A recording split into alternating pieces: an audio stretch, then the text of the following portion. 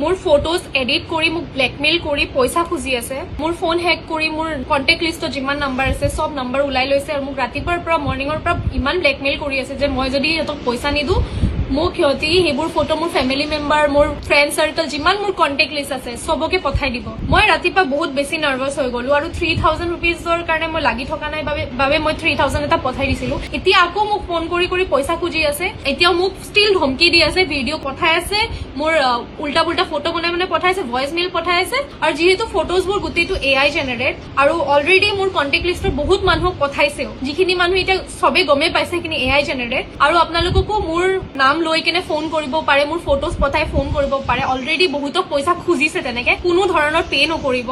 আৰু ময়ো এতিয়া পে কৰি থকা নাই, মই পুলিচৰ হেল্প ল'ব গৈ আছো। আপোনালোকে কোনো ধৰণৰ এটেইন নকৰিব তেখেতসকলক। মৰ্ণিঙৰ পৰা মোক এই নম্বৰটোৰ পৰা কল মেছেজেছ বহুতখিনি আহিছে, যোনটোত মোক মোৰ ফটোজ এডিট কৰি মোক ব্লেকমেইল কৰি পইচা খুজি আছে। মোৰ ফোন হেক কৰি মোৰ কণ্টেক্ট লিষ্টত যিমান নাম্বাৰ আছে সব নাম্বাৰ ওলাই লৈছে আৰু মোক ৰাতিপুৱাৰ পৰা মৰ্ণিঙৰ পৰা ইমান ব্লেকমেইল কৰি আছে যে মই যদি সিহঁতক পইচা নিদিওঁ মোক সিহঁতি সেইবোৰ ফটো মোৰ ফেমিলি মেম্বাৰ মোৰ ফ্ৰেণ্ড চাৰ্কল যিমান মোৰ কণ্টেক্ট লিষ্ট আছে সবকে পঠাই দিব। মই ৰাতিপুৱা বহুত বেছি নাৰ্ভাছ হৈ গলো আৰু 3000 ৰুপিজৰ কাৰণে মই লাগি থকা নাই বাবে মই 3000 এটা পঠাই দিছিলো। এতিয়া আকৌ মোক ফোন কৰি কৰি পইচা খুজি আছে।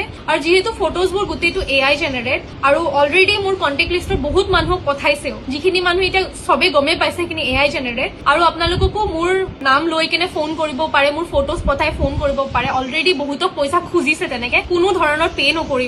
আৰু ময়ো এতিয়া পে কৰি থকা নাই, মই পুলিচৰ হেল্প ল'ব গৈ আছো। তো এইবাবে মই এই ভিডিঅ'টো বনাই জনালো আপোনালোকে কোনো ধৰণৰ এটেইন নকৰিব তেখেতসকলক। বহুত পইচা অলৰেডি বেলেগৰ পৰা খুজিছে। এতিয়াও মোক ষ্টিল ধমকি দি আছে, ভিডিঅ' পঠাই আছে, মোৰ উল্টা পুল্টা ফটো বনাই মানে পঠাইছে, ভইচ মেইল পঠাই আছে। তো আপোনালোকে প্লিজ এটেইন নকৰিব।